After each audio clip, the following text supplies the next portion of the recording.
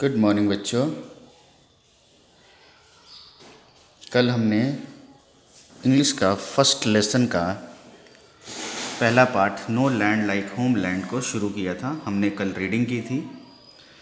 आशा करता हूँ कि आप लोगों ने 2 बार 3 बार घर पर बैठ के रीडिंग किए होंगे, और अगर नहीं किए हैं तो कृपया करके रीडिंग शुरुआत कर दीजिए, क्योंकि रीडिंग से ही आप लोग शब्दों को अच्छे से पहचान भी पाएंगे, बोल भी पाएंगे और उसे समझ भी पाएंगे।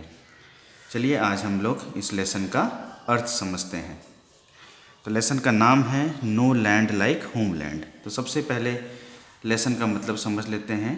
No land like homeland का मतलब होता है अपने घर जैसी कोई जगह नहीं है। तो इस लेसन में, इस पाठ में हमें एक कहानी दी गई है, जिसका जो केंद्र में जो एक किरदार है वो है एक कुत्ता, और इसी के द्वारा हमें ये बताया गया है कि दुनिया भर में चाहे हम कहीं भी हों, बट अपने घर जैसा सुख हमें कहीं नहीं मिलता है। तो चलिए शुरू करते हैं। Once there lived a dog, his name was Chitrang.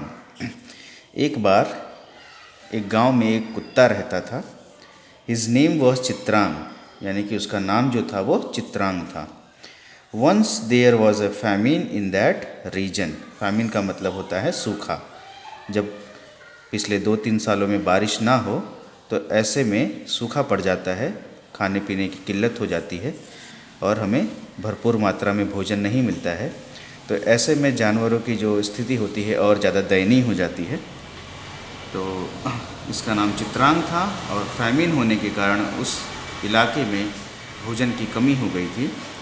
Chitrang could not get to eat, means could get nothing to eat for several days.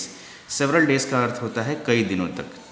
Chitrang could get nothing to eat for several days। इसका मतलब चित्रांग को कई दिनों तक खाने के लिए कुछ भी मिला नहीं। He began to feel deeply depressed because of starvation. Starvation का मतलब होता है भुखमरी। जब हमें कई दिनों तक खाना नहीं मिलता है तो ऐसी स्थिति को हम स्टारवेशन कहते हैं। तो वह जो कुत्ता था उसे बहुत ही ज़्यादा डिप्रेशन, यानी कि वो चिंतातुर हो गया और उसे खाने के लिए भोजन नहीं मिल रहा था। तो वो बहुत ही शोकगुल हो गया, यानी कि उसे चिंता होने लगी कि अब खाने के लिए क्या होगा। वो डिप्रेस रहने लग गया, चिंता में रहने लग गया। ही लेफ्ट हिज विलेज, यानी कि वह अपना गांव छोड़ दिया। With empty stomach he reached a city. Empty यानी कि खाली, स्टोमक यानी कि पेट, यानी कि खाली पेट के साथ वह एक शहर में पहुंचा। रीच्ड का मतलब होता है पहुंचना। तो खाली पेट के साथ वह एक शहर में पहुंचा। There he entered a house, वहाँ पर वह एक घर में घुस गया। जैसे कि आप लोग तो जानते ही होंगे कि जो हमारे सड़कों पे घूमने वाले जानवर होते हैं, खासकर कुत्ते और बिल्ली, अगर देखा जाए तो उनको जब भी जगह मिलती है वो किसी न किसी घर में घुस जाते हैं, बिना पूछे ही। वो परमिशन भी नहीं लेते हैं, सीधा जैसे उनका अपना घर हो वो चुपचाप अंदर घुस जाते हैं। तो यह कुत्ता भी जो था, जिसका नाम चित्रांग था, ही एंटर्ड अ हाउस, वो एक घर में घुस गया। He found some food there, वहाँ पर उसे कुछ खाने को मिला। फूड माने होता है खाना। He ate food and came out silently. He ate यानी कि उसने खाना खाया। यह ईट का होता है पास्ट फॉर्म। ही एट फूड यानी उसने भोजन खा लिया। एंड केम आउट साइलेंटली, और वह चुपचाप बाहर आ गया। Thereafter he began to repeat the same practice every day. Thereafter का मतलब था उसके बाद वह इसी क्रम को बार बार दोहराने लगा। एवरीडे का मतलब होता है प्रतिदिन, यानी कि वह इसी क्रम को, इसी चीज़ को हर दिन दोहराने लगा। यानी कि हर दिन वो किसी घर में घुस जाता था, जो भी उसे खाने को मिलता था वो खाकर चुपचाप बाहर आ जाता था। But when he came out of the house after satisfying his hunger, the dogs of the street teased him. But यानी परंतु, वेन ही केम आउट, जब भी वह बाहर आता था, ऑफ द हाउस यानी कि जब वह घर से बाहर आता था, आफ्टर सेटिस्फाइंग हिज हंगर यानी कि वह अपनी भूख को संतोष करने के बाद जब वह घर से बाहर आता था, the dogs of the street यानी कि जो रास्ते पर और कुत्ते होते थे दूसरे, उसे टीज करते थे, यानी उस पर भौंकते थे। They would bark at him, यानी कि उस पर भौंकते थे। बार्क माने भौंकना होता है। समटाइम्स दे स्क्रैच्ड हिम, यानी कि कई बार वो उसे अपने पंजे से मार करके चोट पहुंचाते थे। ही वुड ब्लीड ग्रेटली, यानी कि उसे बहुत ज़्यादा खून निकलता था, यानी कि वो चोट लग जाती थी उसे और उस चोट में से खून निकलता था। ब्लीड का मतलब होता है खून का निकलना। चोट में से जब खून निकलता है तो उसे ब्लीडिंग कहा जाता है और ब्लीड उसका पास्ट टेंस होता है, भूतकाल होता है। समटाइम्स दे स्क्रैच्ड हिम, यानी कई बार वो भौंकने के साथ साथ उसे काटते भी थे, पंजा भी मारते थे, जिससे वो चोट लग जाती थी और उसके खून निकलता था। The dogs of the street made it difficult for him to stay there. तो जो और आस पड़ोस के जो कुत्ते थे, वहाँ के जो रहने वाले थे, उन लोगों ने इस कुत्ते जिसका नाम चित्रांग है उसे यहाँ पर रहना बहुत ही मुश्किल कर दिया। The dogs of the street, यानी कि जो और कुत्ते थे उस रास्ते पर रहने वाले, मेड इट डिफ़िकल्ट, यानी कि मुश्किल कर देना, फॉर हिम, उसके लिए, टू स्टे देयर, वहाँ पर रहना। यानी कि जो बाकी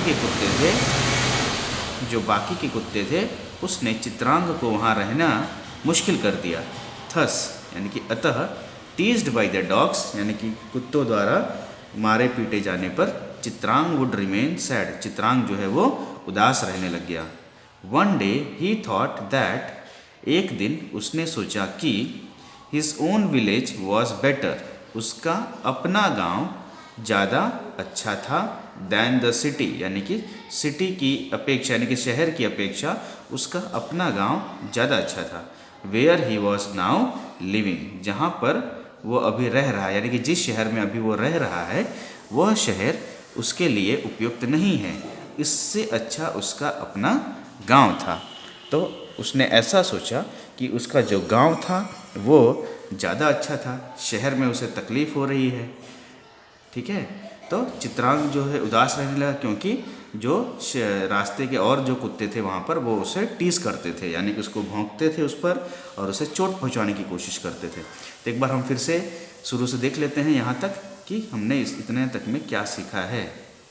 ये शायद नहीं चल रहा है, ओके कोई बात नहीं। Once there lived a dog in a village, एक बार किसी गांव में एक कुत्ता रहता था। हिज नेम वॉज चित्रांग, उसका नाम चित्रांग था। Once there was a famine in that region, एक बार उस गांव में सूखा पड़ गया। Chitrang could get nothing to eat for several days, Chitrang को कई दिनों तक कुछ भी खाने को नहीं मिला। He began to feel deeply depressed because of starvation, भूख के कारण वह बहुत शोकगुल रहने लगा, वह चिंता में रहने लगा। ही लेफ्ट हिज विलेज, वह अपना गांव छोड़ दिया। With empty stomach he reached a city, अपने खाली पेट के साथ वह एक शहर जा पहुंचा। There he entered a house, वहाँ पर वह एक घर में घुसा। He found some food there, वहाँ पर उसे कुछ भोजन मिला। He ate food and came out silently, वहाँ पर उसने उस भोजन को खा लिया और चुपचाप बाहर आ गया। Thereafter he began to repeat the same practice every day, उसके बाद वह इसी क्रम को रोज दोहराने लगा। But when he came out of the house after satisfying his hunger, the dogs of the street teased him, परंतु जब भी वह भोजन करके घर के बाहर आता था, जो रास्ते के कुत्ते थे उस पर भौंकते थे। They would bark at him, वह उसे चिढ़ाते भी थे और उस पर भौंकते भी थे। समटाइम्स दे स्क्रैच्ड हिम, कई बार वह उसे काटते और नोचते भी थे। ही वुड ब्लीड ग्रेटली, उसे बड़ी चोट पहुंचती थी जिससे उसमें से खून निकलता था। The dogs of the street made it difficult for him to stay there, रास्ते के जो दूसरे कुत्ते थे उसने चित्रांग को वहाँ रहना मुश्किल कर दिया। Thus teased by the dogs, Chitrang would remain sad, अतः कुत्तों के द्वारा सताए जाने पर चित्रांग उदास रहने लगा। One day he thought that his own village was better than the city where he was now living, एक दिन उसने सोचा कि उसका अपना गांव इस शहर में जहां वह अभी रह रहा है उससे काफ़ी ज़्यादा बेहतर था। तो चित्रांग ने अभी तक शहर पहुंच करके किसी भी घर में घुस करके भोजन खा लेता था। भोजन खा करके जब वह बाहर निकलता था तो बाकी के कुत्ते उस पर भौंकते थे उससे झगड़ा करते थे, उसे सताते थे, उसे चोट पहुंचाते थे और वह बहुत ही ज़्यादा उदास रहने लगा। तो अब आगे देखते हैं अगले वीडियो में कि आगे उसके साथ क्या हुआ, क्या वह अपने गांव वापस आया या नहीं आया, या उसने बाकी के कुत्तों से दोस्ती की या फिर उन कुत्तों को मार के भगा दिया। वो हम अगले वीडियो में देखेंगे कि आगे क्या हुआ। हम यहाँ नो डाउट से कल फिर शुरुआत करेंगे और यह जानने की कोशिश करेंगे कि आगे चित्रांग के साथ क्या हुआ।